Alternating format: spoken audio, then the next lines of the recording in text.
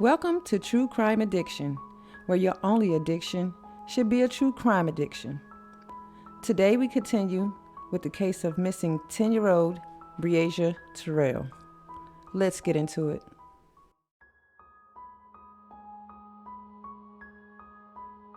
On March 23, 2020, at Kunat Implement, where the fishermen found the remains, an initial walkthrough of the crime scene by police officers uncovered a shirt, shorts, bra, and a slide flip-flop. Bullets were also found near the remains. Recovered in a nearby pond was a revolver. After a 9-month investigation with physical and video evidence to corroborate the timeline of events of the statements given by D.L. and Andrea Culberson, Henry Dinkins is arrested and charged with the unaliving and kidnapping of Breasia Terrell. During his first court appearance, Henry Dinkins would ask for a bench trial, which means that a judge would decide his fate rather than a jury of his peers. At the bench trial, the timeline of events that coincided with the statement given by D.L. and Andrea Culberson are as follows. At 2:13 a.m., a dark-colored car was seen near Henry Dinkins' RV.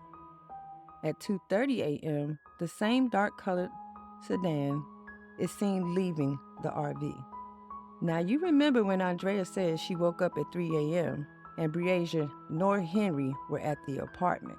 She said she stayed awake until about 3:30, when Henry comes back into the apartment, retrieves something from the closet, and leaves back out in a hurry. Now, at 3:33 to 3:38, Henry Dinkins is seen on camera buying gas at a quick shop. At 3:44, the same dark-colored sedan was seen headed west on Highway 61. At 5:55, Henry Dinkins picks up D.L. From 6:58 to 7:10, Henry and D.L. were at the Walmart, where Henry is seen on camera buying bleach. At 8:18 to 8:22, Henry is picked up driving back on to Credit Island, where his RV is. At 8:24, Henry and D.L. are seen outside Henry Dinkins' RV. At 8:55 a.m., Dinkins is at the apartment complex with the officer D.L. and Aisha. At 12 o'clock p.m., he arrives at the police department. A few things would happen to try to delay the start of the trial on Henry Dinkins' part. He would ask for a new lawyer 2 times. He would also ask for the case to be moved to another county, but it would then be moved back to Scott County to be tried. But on August 10th, 2023, his trial would begin, and there would be over 90 witnesses to testify and over 100 pieces of evidence presented at trial. D.L. testified in court that he saw his father shoot Breasia, and the testimony from forensic anthropologists that analyzed Breasia's skeletal remains found evidence that Breasia had been shot 2 times in the right shoulder blade and once in the left jaw.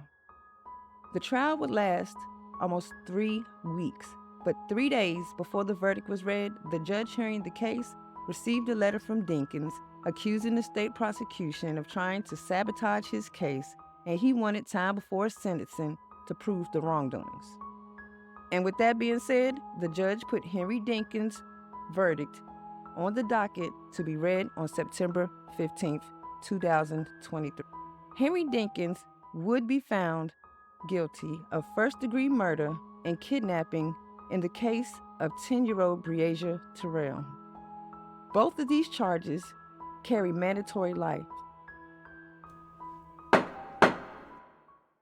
The judge set his sentencing date for October 11th, 2023. And on October 11th, 2023, Henry Dinkins was sentenced to mandatory life with no possibility of parole and was ordered to pay Aisha Langford $150,000, to which he was found to be indigent and does not have to pay. Thank you for listening to this week's case. Feel free to let me know what goes down in your town so I can talk about it too. Don't forget to like and follow True Crime Addiction so you don't miss out on next week's episode. Peace.